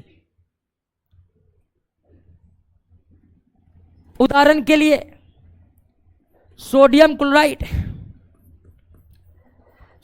क्लोराइड और सिल्वर नाइट्रेट के जलीय विलयन में आपस में अभिक्रिया होती है तो बनता है सोडियम नाइट्रेट और सिल्वर क्लोराइड। अब सिल्वर क्लोराइड के पास हम तीर को क्या कर दिए, नीचे तीर को, इसका मतलब यह क्या है, अपक्षेप। जहां तीर नीचा है समझिए अपक्षेप, जहां तीर ऊपर है समझिए गैस। उदाहरण के लिए कैल्शियम कार्बोनेट को गर्म किए, कैल्शियम ऑक्साइड बना और कार्बन डाइऑक्साइड के ऊपर हम क्या लगा दिए, तीर लगा दिए। इससे साबित हो रहा है कि कार्बन डाइऑक्साइड क्या है, गैस। तो रासायनिक समीकरण में कभी कभी नीचे दिशा वाली तीर और ऊपर दिशा वाली तीर का इस्तेमाल किया जाता है। इसका मतलब नीचे वाले तीर का मतलब क्या है, ऊपर वाला, नीचे वाला, ऊपर वाला। तो किसी रासायनिक अभिक्रिया में कहीं पर ऊपर तीर दिख जाए समझ जाइए वो गैस है, कहीं नीचे तीर दिख जाए समझ जाइए वो अपक्षेप। ये ऊपर नीचे दोनों तीर का इस्तेमाल अभिकारक तरफ नहीं, किस तरफ होता है? उत्पाद के तरफ।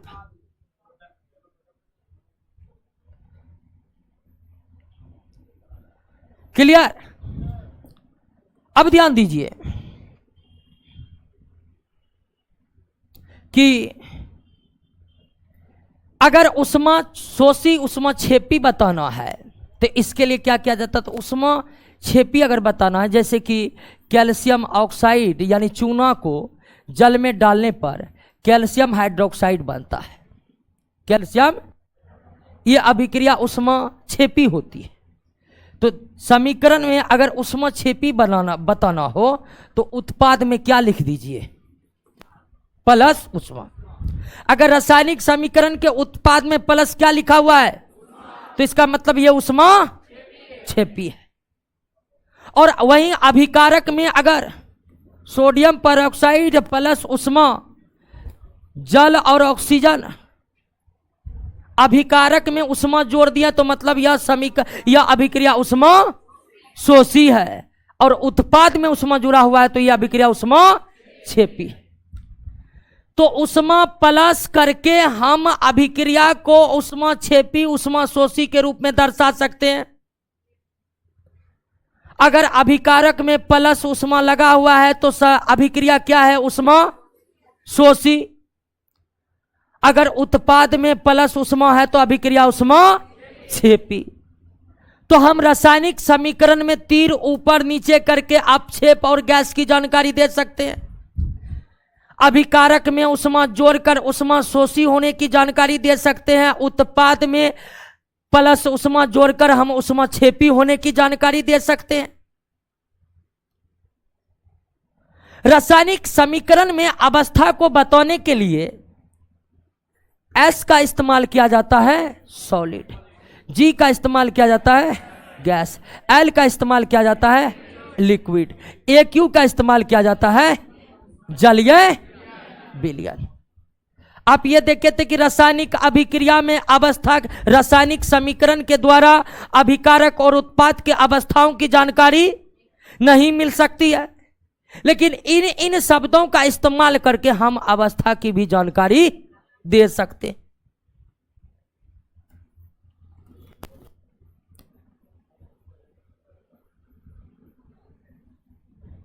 स्मॉल जी लिखते हैं, बड़ा जी नहीं लिखते।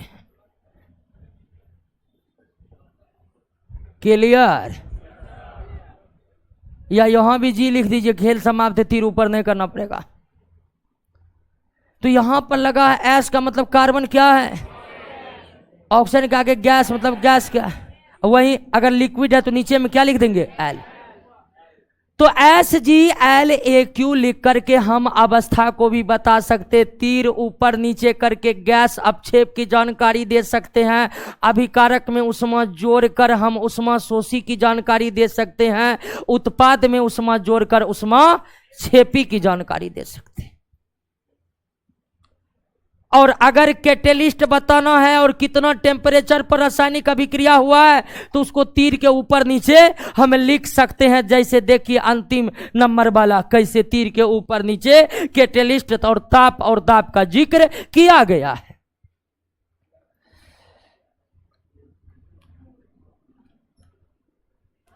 देख लिए? हाँ, तो तीर ऊपर नीचे का मतलब क्या होता है रासायनिक समीकरण में देख लिए। इन शब्दों का क्या मतलब होता है समझ गए। और उष्मा शोषी उष्मा छेपी रासायनिक अभिक्रिया में कैसे दर्शाया जाता है ये समझ लिए। कोई दिक्कत? कभी कभी रासायनिक समीकरण के उत्पाद में माइनस उष्मा लिख कर के भी उष्मा शोषी की जानकारी दिया जाता। क्या इतनी बात आपको समझ में आया? अब आइए नेक्स्ट क्लास में जब हम रासायनिक अभिक्रियाओं के प्रकार को पढ़ेंगे, टाइप्स ऑफ केमिकल रिएक्शन। अब आप क्वेश्चन बनाइएगा, आज से ही क्वेश्चन बनना स्टार्ट हो जाएगा। वो क्लास कोई क्लास नहीं जिससे कोई क्वेश्चन ना बने, समझे? आज के आज आप लोग जाइएगा क्वेश्चन पर।